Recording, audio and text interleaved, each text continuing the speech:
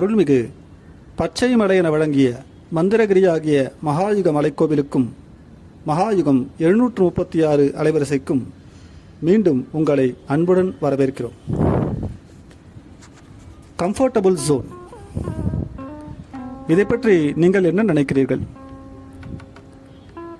உயிர் வாழ்கின்ற எல்லா ஜீவன்களுக்கும் இப்படியான ஒரு அமைப்பு தேவைப்படுகின்றது.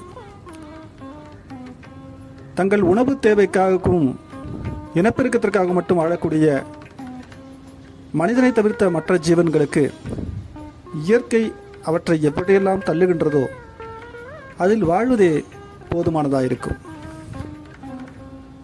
குறைந்த வெளிச்சமும் சிறிது ஈரப்பதமும் இருக்கின்ற மூளை முடுக்குகளே ஒரு கரப்பாம்பூச்சிக்கு போதுமானதாக இருக்கும். மென்மையான சற்று சேறுத்தன்மையுள்ள சமவெளிகள் நண்டுகளுக்கு போதுமானதாக இருக்கும். காற்று மழை போன்றவற்றுக்கு தாக்கு பிடிக்கக்கூடிய மெல்லிய கிளைகள் கூட பறவைகளுக்கு கூடமைக்க போதுமானதாக இருக்கும். இடுக்குகள், பாறை, மற்றவர்களால் எளிதில் அணுகிவிட முடியாத குகை போன்ற அமைப்புகள் சில வனவிலங்குகளுக்கு போதுமானதாக இருக்கும். மனிதன் என்ற இந்த அறிவு படைத்த உயர்தர மிருகம் எத்தனை வசதிகளை எதிர்நோக்குகிறது! வாழ்விட சூழ்நிலைக்காக மற்ற ஜீவன்கள் போராடி கொண்டிருக்க, தான் வாழும் முறைக்கு தக்கவாறு சூழ்நிலை அமைய வேண்டும் என்று மனிதன் விரும்பிக் கொண்டிருக்கிறான். அன்றாடம் கூலி வேலை செய்து தனது குடும்பத்தை காப்பாற்றுகின்ற எளிய மனிதனுக்கு எந்த சிக்கலும் இல்லாமல் அன்றைய தினம் ஏதேனும் ஒரு வேலை கிடைத்து அதற்குரிய ஊதியம் முழுமையாக கையில் கிடைத்து விட்டால் போதும், தனது தேவைகளை பூர்த்தி செய்து கொள்வேன் என்று அவன் நம்புகிறான். நடுத்தர வர்க்கத்தினருக்கோ தனது வாழும் சூழ்நிலையில் இன்னும் கூடுதலாக சில வசதிகளை ஏற்படுத்தி விட முடியாதா என்கின்ற கனவு, அது அமைந்தால்தான் அவனால் நிம்மதியாக கம்ஃபர்டபுள் ஜோனுக்குள் இருக்க முடியும் என்று நம்புகிறான். பணத்தை கையாள தெரிந்த அல்லது கையாள தெரியாத வேறு சில வர்க்கங்கள் இருக்கிறார்கள். இவர்கள் அதீதமான வசதி வாய்ப்புகளில் கூட திருப்தி அடைய மாட்டார்கள். அதீத சுகபோகங்கள் போதாது என்று கருதுகின்ற பொழுது போதை முதலான பழக்கங்களுக்குள்ளே சென்றுவிடக்கூடிய ஒரு வர்க்கமும் இருக்கிறது. அப்படி என்றால் இந்த கம்ஃபர்டபுள் ஜோன் என்பதற்காக நாம் எல்லாம் எதற்காக உடைத்துக் கொண்டிருக்கிறோம் என்று எப்போதாவது சிந்தித்திருக்கிறீர்களா? வாழும் முறையை கொண்டு மனிதன் உயர்ந்தவனாக அங்கீகரிக்கப்படுகிறான். மற்ற அனைத்துமே சுயநலத்திற்காக, உணவிற்காக, உலகத்தை பற்றி லட்சியம் செய்யாமல் தன் இயல்பு காட்டிய வழியெல்லாம் இயங்கிக் கொண்டிருக்க, மனிதன் மட்டும்தான் சில இடங்களில் தந்திரமாகவும் சில இடங்களில் தியாக மனப்பான்மையோடு விட்டுக் கொடுப்பவனாகவும் இந்த வாழ்க்கையை அடுத்தவர்களுக்காக அனுசரிப்பவனாகவும் வாழுகிறான். நீங்கள் எந்த ஒரு மனிதனை பார்த்தாலும், ஐயா நீங்கள் எப்படி இருக்கிறீர்கள் என்று கேட்டால், நன்றாக இருக்கிறேன் என்று பொதுவாக சொன்னாலும் கூட இன்னும் சற்று ஆழமாக அவனை விசாரித்தால் தனது கவலைகளை, தனக்கு ஏற்பட்டிருக்கக்கூடிய வசதி குறைபாடுகளை பற்றி, அதாவது தான் ஒரு கம்ஃபர்டபுள் ஜோனுக்குள், வாழ்வியல் முறை சௌகரியத்துக்குள் இல்லை என்பதை ஒப்புக்கொள்வான்.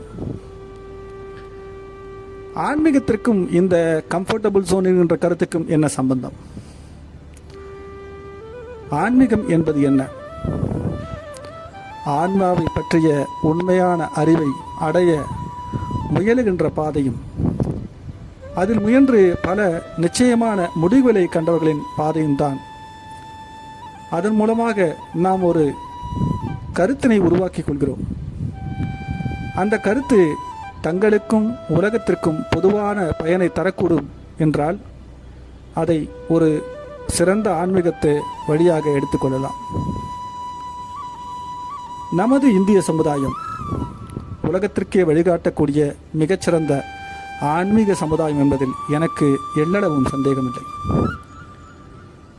அதை நம்புகின்ற அடுத்தடுத்த தலைமுறைகள் வந்து கொண்டே இருந்தன நமது பாரத திருநாட்டில். இப்பொழுதும் கூட அப்படித்தான்.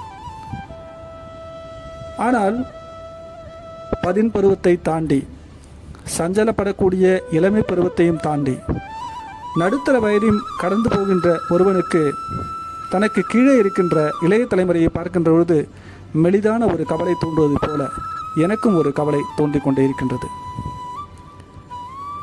அது என்ன கவலை? இந்த இளைய தலைமுறையே சரியில்லை. 2K கிட்ஸ் எல்லாம் ரொம்ப ஓவராக போகிறாங்க.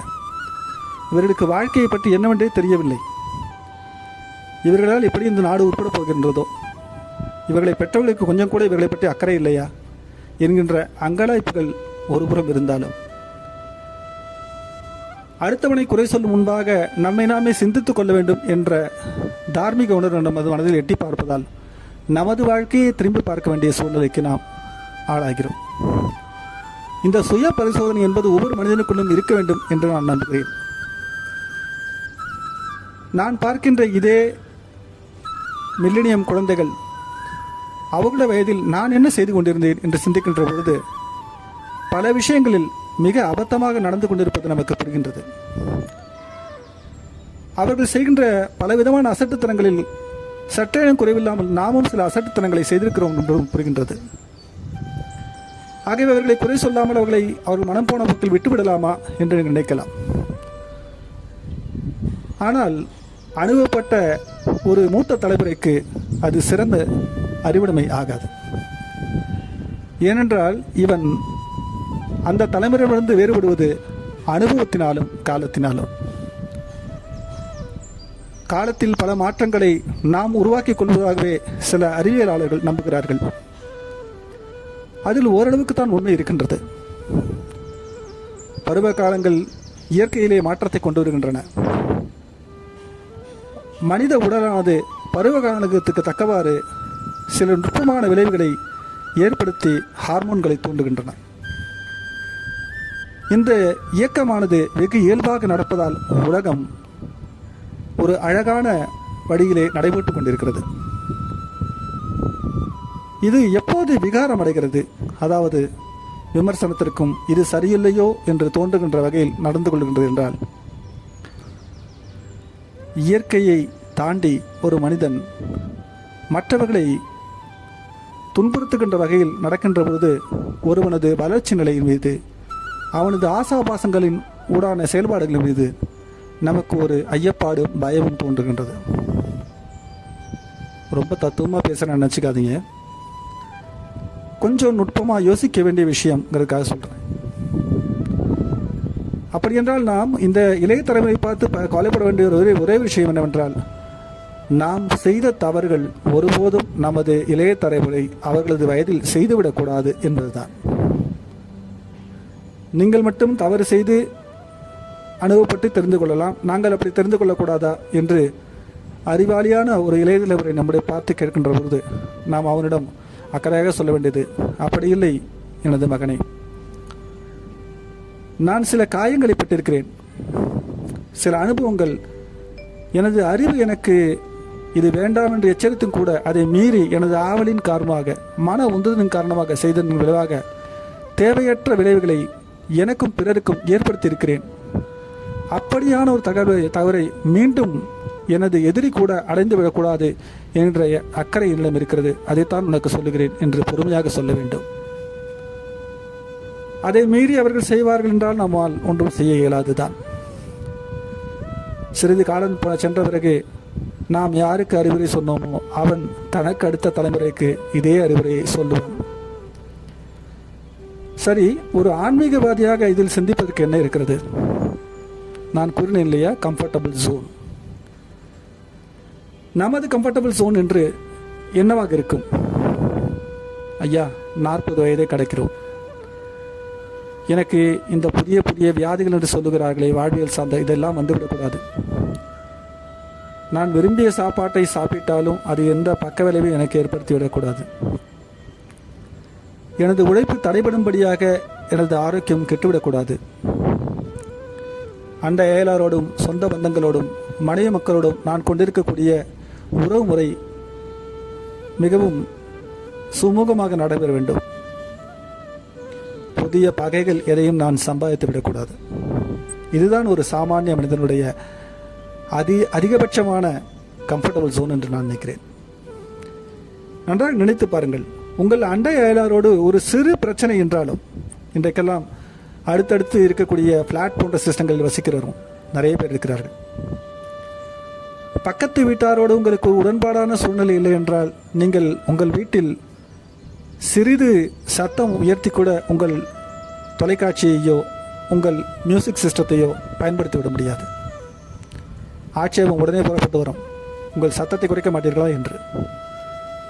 குறைந்தபட்சம் வீட்டு வாசலை விட்டு 2 வீட்டு நபர்கள் வெளியே வருகின்றது, ஒருவரை பார்த்து முகத்தை பார்த்து புன்னகிக்கின்ற அளவிற்காவது நமது உறவு முறையை பராமரிக்க வேண்டியிருக்கிறது. அதை விடுத்து இவனை பார்த்தாலே எரிச்சலாக இருக்கிறது, இவனை பார்த்தாலே ஏதாவது சொல்ல வேண்டும் போல் இருக்கிறது என்ற சூழ்நிலை நீங்கள் நினைத்து பாருங்கள். நிம்மதியான வாழ்க்கை என்பது நமக்கு இல்லையோ என்று தோன்றுகின்ற அளவிற்கு இந்த கம்ஃபர்டபுள் ஜோன் சேர்ந்து போயிருக்கும். இப்படி ஒவ்வொரு விஷயத்தை எடுத்துக்கொள்ளலாம். நாம் தினமும் உண்ணுகின்ற உணவில் நமக்கு சமைத்து கொடுப்பவர்கள் அல்லது நாமே சமைத்துக் கொள்கின்ற போது நமக்கு பிடிக்காத அளவிற்கு உணவு இருந்தால் நாம் கம்ஃபர்டபுள் ஜோனில் இல்லை என்று உணர்வோம்.